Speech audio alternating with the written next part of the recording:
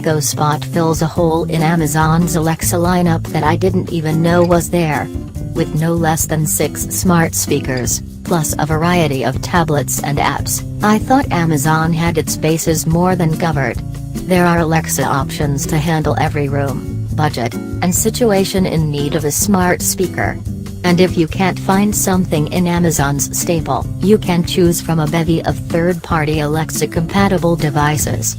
But while the Spot isn't the first Echo device with a screen, it is the first seemingly designed to complement whatever room you put it in. It might not stand out like the show, but it doesn't fade into the background either. Simply put, the Spot has something the other Alexa-powered devices in my house don't: good looks. It's the first Echo that I didn't actively try to hide. In fact, I tried a few different locations in my kitchen before I was happy with its visibility, and I'm already scouting places in my bedroom and home office for future spots. The Spot is more than another Echo with a screen.